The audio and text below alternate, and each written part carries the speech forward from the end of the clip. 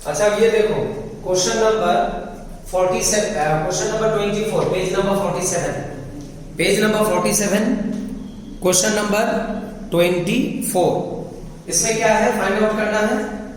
Question number 24 नहीं, sorry, question number 22, page number 47, question number 22। इसमें क्या फाइंड आउट करना है, एक gas is allowed to expand in a well insulated container against a constant external pressure of 2.5 atmosphere from an insulated volume of 2.5 liter to a final volume 4.5 liter।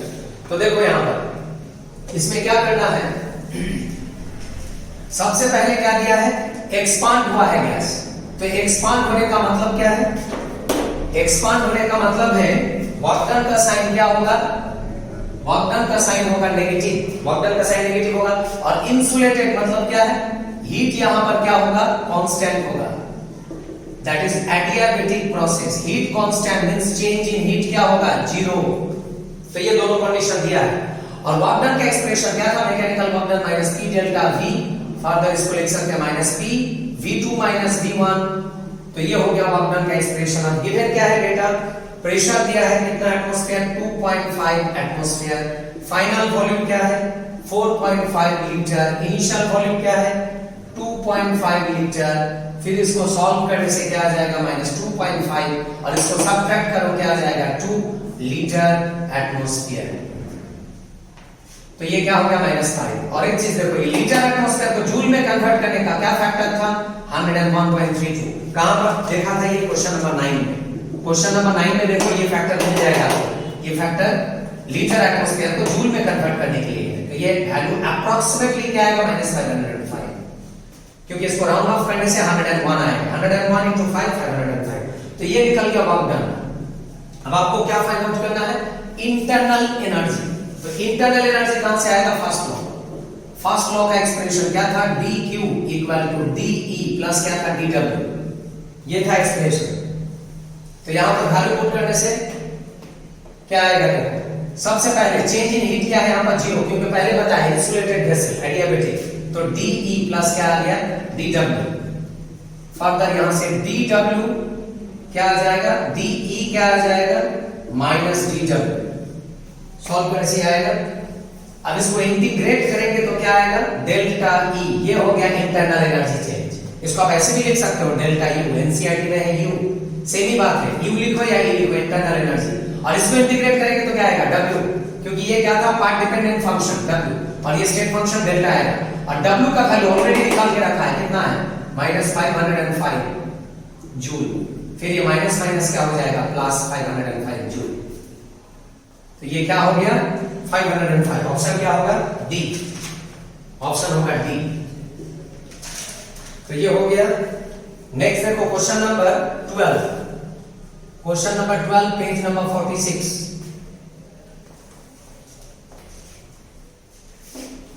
Page number 46, question number 12। Question number 12 में क्या है, enthalpy change given है, निकालना है entropy change. Process क्या है, vaporisation, vaporisation, liquid water steam में convert हो रहा है। तो एंथैल्पी चेंज दिया क्या है, 30 किलो जूल। अच्छा 30 kilo joule means 30 multiplied by 1000, that is 30,000 joule. Kilo factor क्या है, 1000। तो ये निकल गया डेल्टा H। और टेंपरेचर का वैल्यू कितना है, टेंपरेचर का वैल्यू दिया है 27 डिग्री सेल्सियस। फिर इसको केल्विन में कन्वर्ट करने के लिए क्या करना है, 273 ऐड करना है, निकल गया टेंपरेचर इन केल्विन स्केल। और फाइंड आउट क्या करना है, डेल्टा S। तो प्रोसेस वेपोराइजेशन है, और हम लोग जानते हैं from second law, delta vap S is equal to delta vap H by T। ये था ना second law, entropy of vaporisation equal to enthalpy of vaporisation by temperature. तो डेल्टा H का वैल्यू क्या है, 30,000, और टेंपरेचर का वैल्यू क्या है, 300, और ये यूनिट किस में आएगा, जूल पर केल्विन पर मोल। ये हो गया आंसर। ऑप्शन क्या होगा, ऑप्शन होगा सी। इसके बाद देखो next question number 13, same page में क्वेश्चन नंबर 13 देखो, क्वेश्चन नंबर 13। तो क्वेश्चन नंबर 13 क्या है, ये ऑलरेडी बताए थे हम, free expansion of ideal gas, कल बताए थे। Free expansion of ideal gas, free expansion of ideal gas. ये क्या था? जूल वैक्यूम एक्सपांशन एक्सपेरिमेंट था। Joule vacuum expansion experiment, joule vacuum expansion experiment. तो ये एक्सपेरिमेंट में क्या था? हम बताए थे जितना भी क्वांटिटी था सब क्या था? Zero. W0, Q0, delta E0, delta T0।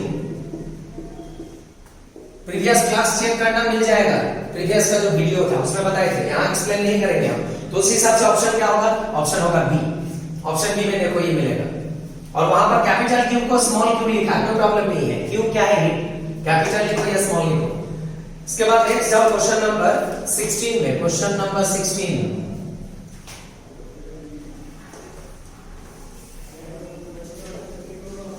Question number 16 में जाओ। स्टैंडर्ड एंथैल्पी ऑफ वेपोराइजेशन दिया है एट 100 डिग्री सेल्सियस। आपको फाइंड आउट करना है इंटरनल एनर्जी। तो प्रोसेस क्या है? वेपोराइजेशन। वेपोराइजेशन, तो वेपोराइजेशन का मतलब क्या है? लिक्विड वाटर किसमें कन्वर्ट होगा? वेपर वाटर में कन्वर्ट होगा। Vapour means gas, liquid water gas phase में कन्वर्ट हो रहा है।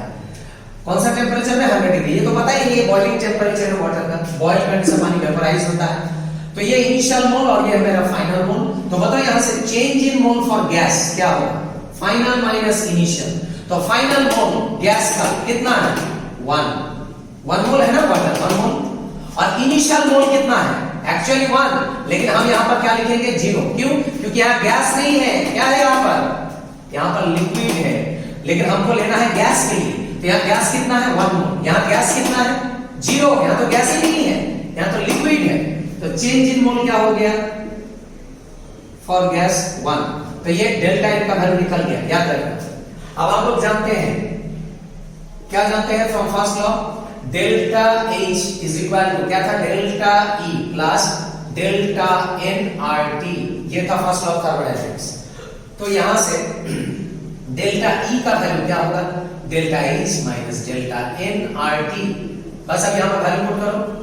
डेल्टा H का वैल्यू, डेल्टा n का वैल्यू ऑलरेडी निकाल के रखा है। डेल्टा H का वैल्यू क्या दिया है क्वेश्चन में? Given. Delta H enthalpy change दिया है 40.66 किलो जूल पर मोल। इसको जूल करेंगे तो मल्टीप्लाइड बाय 1000, तो ये हो गया जूल। 1000 से मल्टीप्लाई हो जाएगा। उसके बाद ये निकल गया एंथैल्पी चेंज जूल में। टेंपरेचर कितना दिया है? 100 डिग्री सेल्सियस। इसको केल्विन करेंगे तो क्या होगा? 373 केल्विन। ये निकल गया टेंपरेचर। उसके बाद क्या है? आपको फाइंड आउट करना है इंटरनल एनर्जी। अच्छा, ऑलरेडी डेल्टा एन का वैल्यू निकाल के रखा है, कितना है? 1। ये डेल्टा एन का वैल्यू ऑलरेडी निकाल के रखा है 1। बस अब ये जितना वैल्यू यहां पर पुट करो। अच्छा, और एक चीज, आर का वैल्यू क्या है? एनर्जी यहां पर जूल में है, तो आर का वैल्यू भी जूल में पुट करना है। यूनिवर्सल कांस्टेंट क्या था जूल में वैल्यू? 8.314 जूल पर मोल पर केल्विन। इसको अप्रॉक्सीमेटली आप 8.3 भी लिख सकते हैं, कैलकुलेशन जल्दी होगा। 8.3 जूल पर मोल पर केल्विन।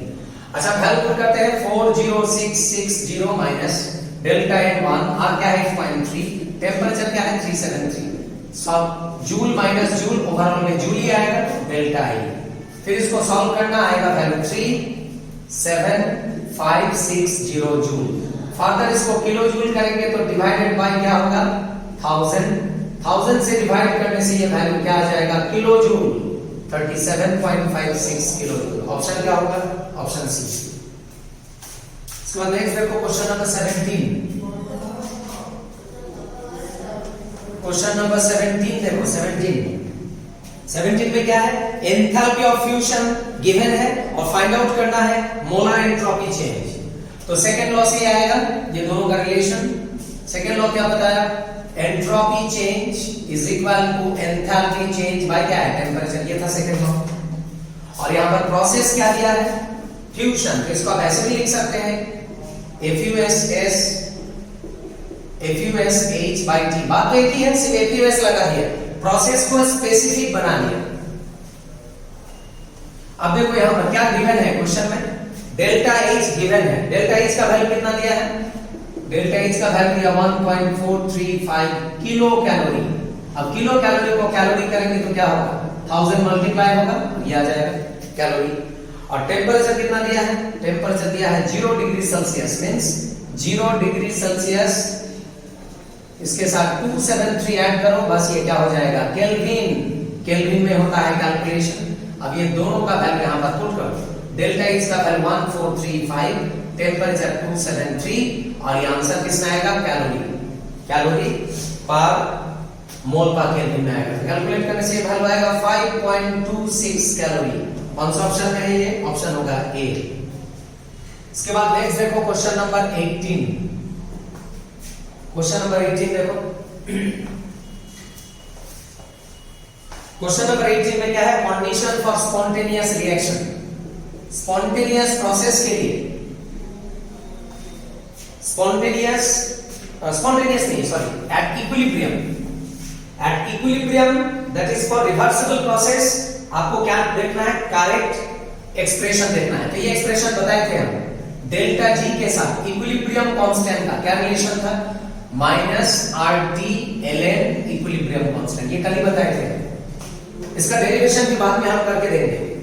ये कहां से आता है, वैन हॉफ रिएक्शन, आइसोथर्म, जो टॉपिक एनसीईआरटी में नहीं है, बाद में डिराइव करके दे देंगे।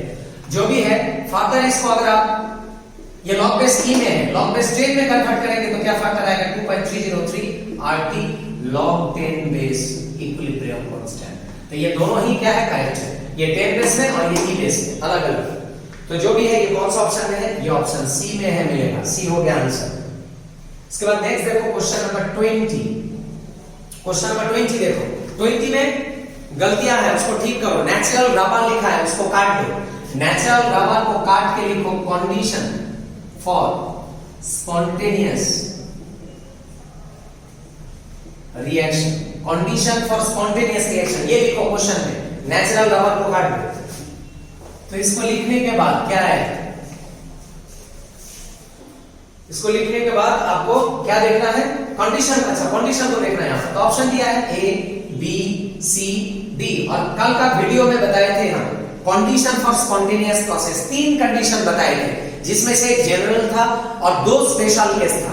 लेकिन जब कुछ मेंशन नहीं होगा तो किसको लेगा, स्पेशल केस की general case, general case. General case क्यों लेगा, क्योंकि जनरल केस का मतलब क्या होता है, इन मैक्सिमम केस। तो मैक्सिमम केस में क्या हुआ था, कल बताए थे हम, मैक्सिमम केस में क्या हुआ था, ऑप्शन बी। बी में क्या है, delta H less than 0 and delta S greater than 0। नहीं समझ में आया, कल का देख लेना video. Delta H less than 0, delta S greater than 0, जहां पर डेल्टा एच नेगेटिव और डेल्टा एस पॉजिटिव, यही था मेरा general condition. Delta H negative मतलब क्या प्रोसेस था, ये एक्सोथर्मिक, और एंट्रोपी क्या था, पॉजिटिव। जो भी है ऑप्शन बी होगा। इसके बाद नेक्स्ट देखो क्वेश्चन नंबर 24, 22 हो गया था, 24 देखो, क्वेश्चन नंबर 24 देखो, 24 पेज नंबर 48, क्वेश्चन नंबर 24। क्या देखना है यहां पर, एंट्रोपी चेंज नेगेटिव देखना है। तो मुझे एक चीज बताओ, एंट्रोपी चेंज नेगेटिव का मतलब क्या है, ये कल भी बताए थे हम। नेगेटिव साइन का मतलब क्या है, एंट्रोपी क्या हो रहा है, डिक्रीज। पॉजिटिव होगा तो इंक्रीज, नेगेटिव होगा तो डिक्रीज। उसका ऐसे भी आप समझ सकते हैं, S2 माइनस S1 क्या है, नेगेटिव। यही तो है ना चेंज इन एंट्रोपी। अब मुझे बताओ ये वैल्यू कब होगा नेगेटिव, जब S2 ज्यादा होगा कि S1, कौन ज्यादा होगा, S1 जब होगा मैक्सिमम, और S2 क्या होगा, मिनिमम। नेगेटिव वैल्यू मैक्सिमम तभी तो आएगा ना नेगेटिव। तो S1 ज्यादा होना है, मतलब S1 से जा रहा है S2, initial value, final value, जिसमें ये क्या है, मैक्सिमम, और ये क्या है, मिनिमम। अभी लिखा है ना मैक्सिमम मिनिमम, तो मैक्सिमम से वैल्यू क्या हो रहा है, मिनिमम, मतलब वैल्यू क्या हो रहा है, वैल्यू क्या हो रहा है, इंक्रीज से डिक्रीज। कोई तो लिखा था हमने, डिक्रीज होगा। तो ये आपको समझ लेना है, एंट्रोपी नेगेटिव करना है मतलब एंट्रोपी डिक्रीज करना है। तो कहां पर डिक्रीज हो रहा है, पता चल गया, ऑप्शन क्या होगा, डी। डी होगा आंसर। अब देखो डी क्यों होगा, डी आंसर क्यों होगा, देखो डी में क्या दिया है, 2H, ये किसमें कन्वर्ट हो रहा है, H2। सबसे पहले बताइए क्या प्रोसेस है, अगर समझ में नहीं आ रहा है तो पहले बता दो ये क्या प्रोसेस है, H2 to H। ये क्या है, मॉलिक्यूल, और ये क्या है, एटम।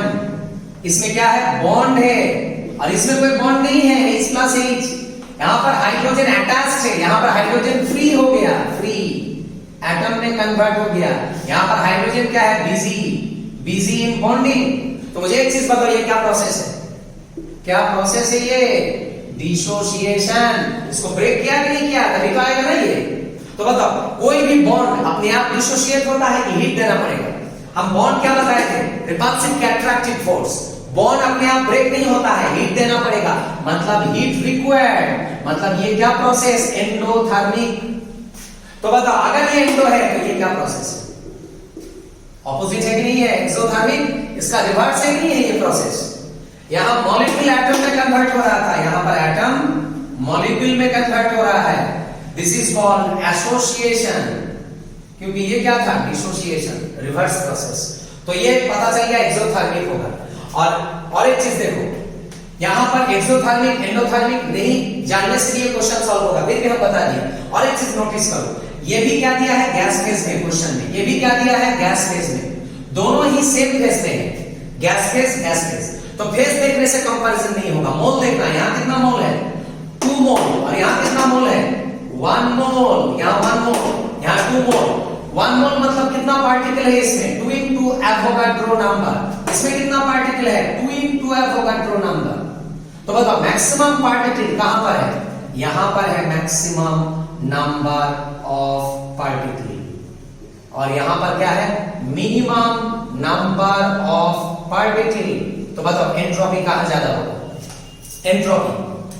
जैसे मेरा ये क्लासरूम है, इसमें एक स्टूडेंट बैठा है, तो इसमें एंट्रोपी ज्यादा होगा कि 100 स्टूडेंट बैठेगा तो एंट्रोपी ज्यादा होगा। कहां हल्ला ज्यादा होगा, जहां पर ज्यादा स्टूडेंट होगा, ज्यादा चिल्लाएगा ना, रैंडमनेस ज्यादा होगा, डिसऑर्डरनेस ज्यादा होगा, तो यहां पार्टिकल ज्यादा है, तो पता चल गया एंट्रोपी कहां ज्यादा होगा, यहां ज्यादा होगा। S1 ज्यादा, S2 कम, बस मिल गया मुझे S1 मैक्सिमम, S2 मिनिमम। तो बताओ एंट्रोपी क्या हो रहा है, मैक्सिमम टू मिनिमम क्या हो रहा है, एंट्रोपी इंक्रीज की डिक्रीज हो रहा है, डिक्रीज हो रहा है। वही तो देखना है आपको, एंट्रोपी डिक्रीज होगा तभी एंट्रोपी चेंज क्या आएगा, नेगेटिव आएगा। स्टार्टिंग में बताया कि नहीं बताया, S1 मैक्सिमम, S2 मिनिमम, तभी तो आएगा नेगेटिव। तो ऑप्शन क्या हो गया, ऑप्शन हो गया डी। अच्छा, बाकी ऑप्शन देख लेना, एक बता देते हैं, सिमिलर ही है, तीनों ही सेम है। बाकी ऑप्शन में सेम ही आएगा, ए, बी और सी ऑप्शन, तीनों में ही डेल्टा एस क्या आएगा, पॉजिटिव आएगा। डेल्टा एस क्या आएगा, पॉजिटिव आएगा। डेल्टा एस क्या आएगा, पॉजिटिव आएगा। आपको क्या देखना था, डेल्टा एस नेगेटिव देखना था, इसलिए ऑप्शन डी हुआ। समझ में आया? तो ये तीनों में कोई एक को हम बता देते हैं, बाकी सिमिलर है। ऑप्शन ए को बता देते हैं। ऑप्शन ए में देखो क्या है, एवापोरेशन। एवापोरेशन मतलब लिक्विड वाटर किसमें कन्वर्ट होगा, गैसियस वाटर में कन्वर्ट होगा, यही तो है एवापोरेशन। एवापोरेशन। एक चीज नोटिस करो, यहां पर इधर क्या है, गैस फेज, इधर क्या है, लिक्विड फेज। फेज ही अलग है, तो यहां मोल नहीं देखेंगे हम, फेज देखेंगे यहां पर, फेज। तो बताओ, कल बताए थे एंट्रोपी किसका ज्यादा होता है, लिक्विड की गैस। गैस का एंट्रोपी ज्यादा होता है, लिक्विड का कम, क्योंकि गैस का रैंडमनेस ज्यादा है। तो यहाँ S2 ज्यादा है। तो बताओ आपको क्या देखना था, S2 के S1 ज्यादा देखना था, यहाँ उल्टा है। यहाँ एंट्रोपी क्या हो रहा है, इंक्रीज, और आपको क्या देखना था, इंक्रीज की डिक्रीज, डिक्रीज देखना था। तो इसीलिए ऑप्शन ए नहीं होगा। बाकी बी और सी में भी सेम होगा, इंक्रीजिंग होगा, इसीलिए ऑप्शन क्या होगा, डी। इसके बाद नेक्स्ट क्वेश्चन होगा 25, page number 48, question number 25। For the reaction 2Cl(G), 2Cl(G), Cl2G, एकदम सेम क्वेश्चन। यहां भी एक चीज नोटिस करो, ये क्या है, एटम, और ये क्या है, मॉलिक्यूल। एटम मॉलिक्यूल में कन्वर्ट हो रहा है, क्या प्रोसेस, एसोसिएशन। मतलब क्या है, एक्सोथर्मिक। एक्सोथर्मिक बॉन्ड मेक हो रहा है, ब्रेक नहीं हो रहा है, एक्सोथर्मिक प्रोसेस।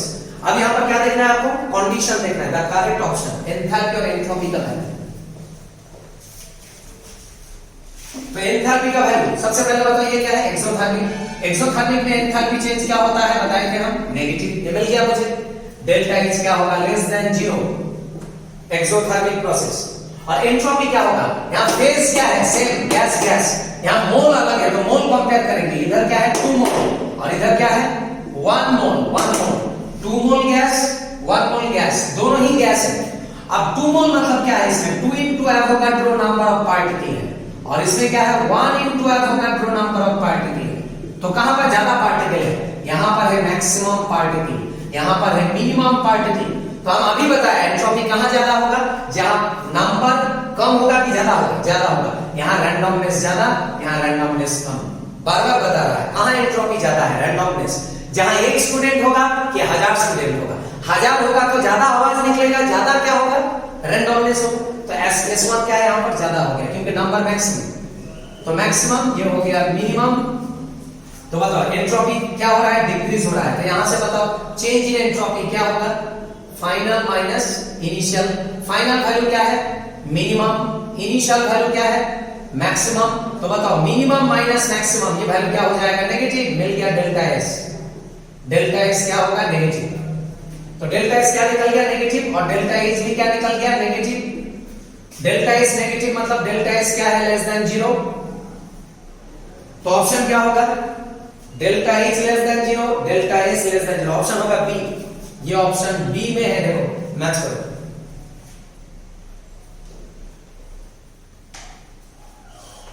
तो दोनों ही नेगेटिव हो गया। इसके बाद नेक्स्ट देखो question number 30। Question number 30, question number 30 page number 48 क्या दिया है? Nitrogen plus hydrogen reversible to ammonia ये रिएक्शन दिया है और इसमें देखना है करेक्ट स्टेटमेंट। नाइट्रोजन ऐड करने से करेक्ट स्टेटमेंट क्या है? तो उतना ज्यादा नहीं देखेंगे हम। सबसे पहले बताओ इसका फ्री एनर्जी क्या है? G of N2। इसका फ्री एनर्जी क्या है? G of H2। और इसका फ्री एनर्जी क्या है? G of ammonia. लेकिन इसका फ्री एनर्जी 1 मोल के लिए, इसका फ्री एनर्जी कितना मोल के लिए? 3 मोल के लिए, क्योंकि 3 मल्टीप्लाइड और ये 2 मोल के लिए। तो ये हो गया मेरा इनिशियल फ्री एनर्जी और ये हो गया मेरा फाइनल फ्री एनर्जी। तो चेंज इन फ्री एनर्जी क्या होगा? Final minus initial. अब फाइनल वैल्यू क्या है? 2G of ammonia minus initial value क्या है? ये दोनों G of N2 plus 3G of H2। ये हो गया मेरा फाइनल माइनस इनिशियल। अब डेल्टा जी का वैल्यू यहां पर क्या पुट करेंगे हम? 0। क्यों पुट करेंगे? क्वेश्चन में मेंशन किया है एट इक्विलिब्रियम। पढ़ के देखो, इक्विलिब्रियम कंडीशन में डेल्टा जी क्या होता है? 0। और ये जैसा है वैसा ही रहेगा। ये कल का वीडियो में बताए थे हम। इक्विलिब्रियम कंडीशन में क्या होता है? इक्विलिब्रियम कंडीशन में फ्री एनर्जी चेंज क्या होता है? डेल्टा जी का वैल्यू 0। कल बताए थे ना? स्पॉन्टेनियस के लिए नेगेटिव, नॉन स्पॉन्टेनियस के लिए पॉजिटिव और इक्विलिब्रियम में क्या होता है? 0। फिर इसको सॉल्व करने से क्या आ जाएगा? G of N2 plus 3G of H2 equal to 2G of ammonia. बताइए कौन सा ऑप्शन में है? ऑप्शन क्या होगा? ऑप्शन होगा बी। Option B. और बाकी का जो स्टेटमेंट है वो बाद में समझ में आएगा जब हम इक्विलिब्रियम पढ़ा देंगे। नेक्स्ट देखो क्वेश्चन नंबर 32। क्वेश्चन नंबर 32 देखो। 32 में क्या है? The value of log k find out करना है और गिवन है डेल्टा एस और r का वैल्यू और लास्ट में एक वैल्यू गिवन है जो भी है। log k निकालना है 10 बेस में log k। तो बताओ delta g is equal to क्या है? Delta g naught is equal to क्या है? Delta h naught minus 3 delta x naught. ये नॉट नॉट क्या है बताए थे हम? Standard state. तो ये एक्सप्रेशन कल बताए थे, इसको क्या बोलते हैं? Gibbs relation. और एक एक्सप्रेशन बताए थे वो क्या है? डेल्टा जी के साथ लॉग इक्विलिब्रियम कांस्टेंट का relation 2.303 RT log 10 base equilibrium constant, ये बताए थे। तो ये दोनों रिलेशन ऑलरेडी बताया था। देखो दोनों का लेफ्ट हैंड साइड क्या है? सेम। तो राइट हैंड साइड भी क्या होगा? सेम। तो ये दोनों को इक्वेट कर दो। Therefore we can write -2.303 RT log 10 base equilibrium constant is equal to delta H naught minus T delta S naught. होगा कि नहीं होगा? Left hand side equal, right hand side भी क्या होगा? इक्वल होगा कि नहीं होगा? बस ये आ जाएगा दोनों रिलेशन से।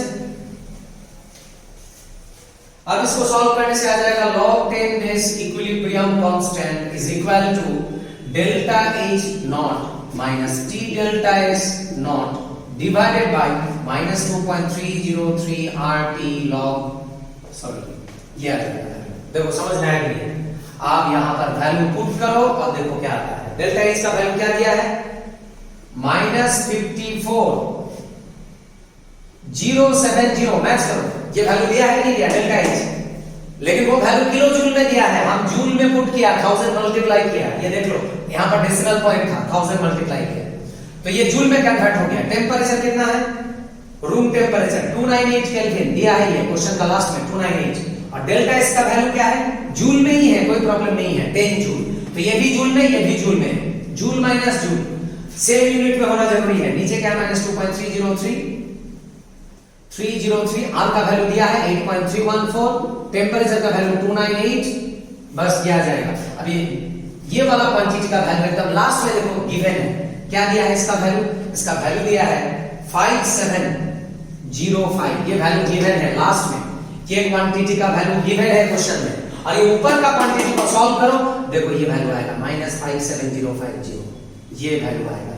फिर ये कैंसिल आउट करके क्या बचेगा, 10 बचेगा। मिल गया आंसर।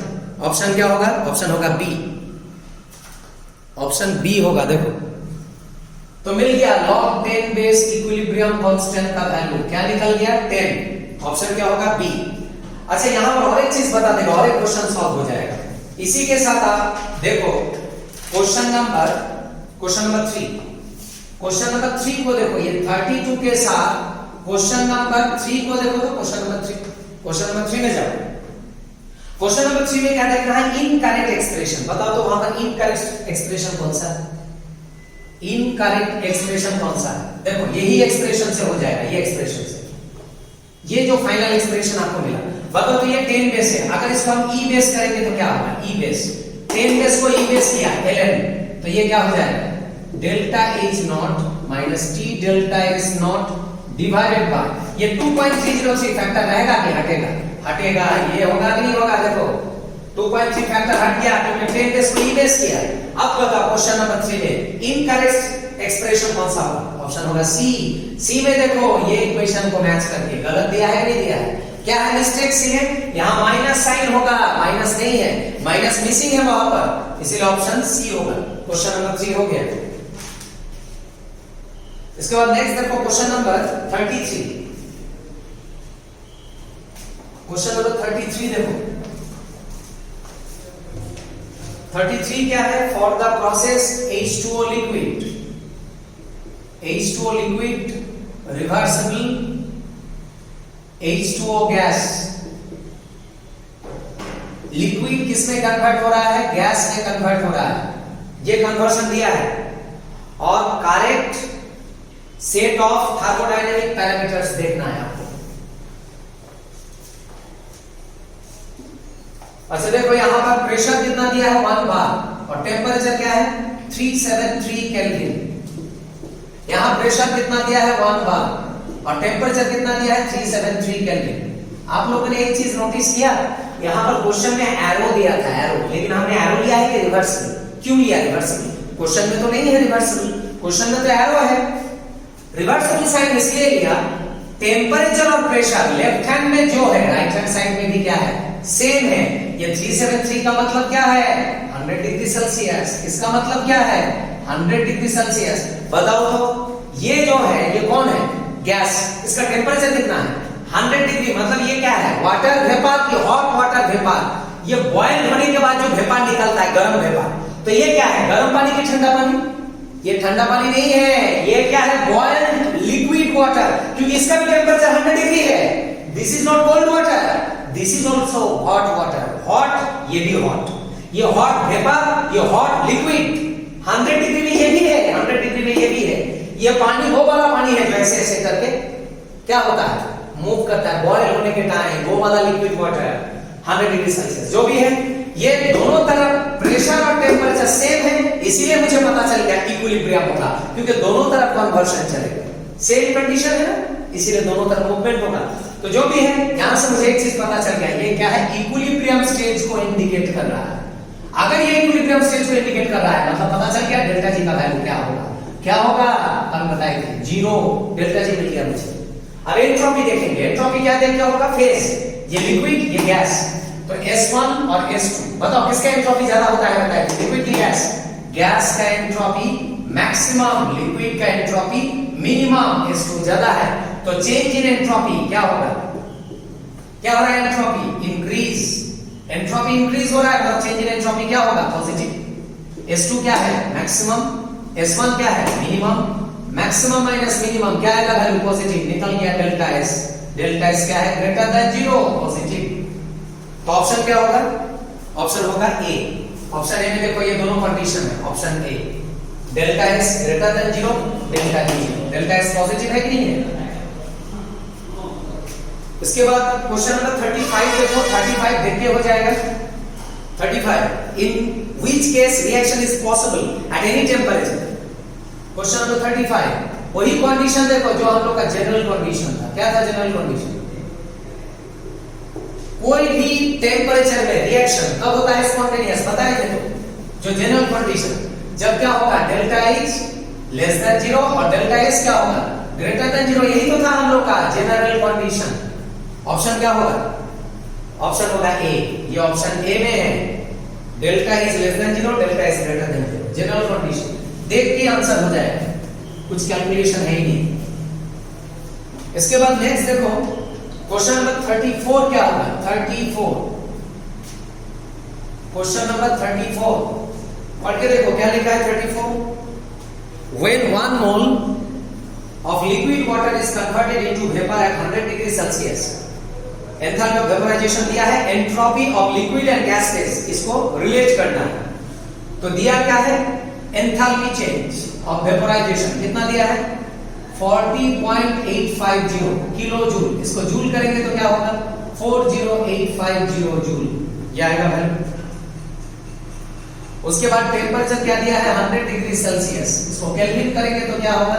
373 kelvin temperature.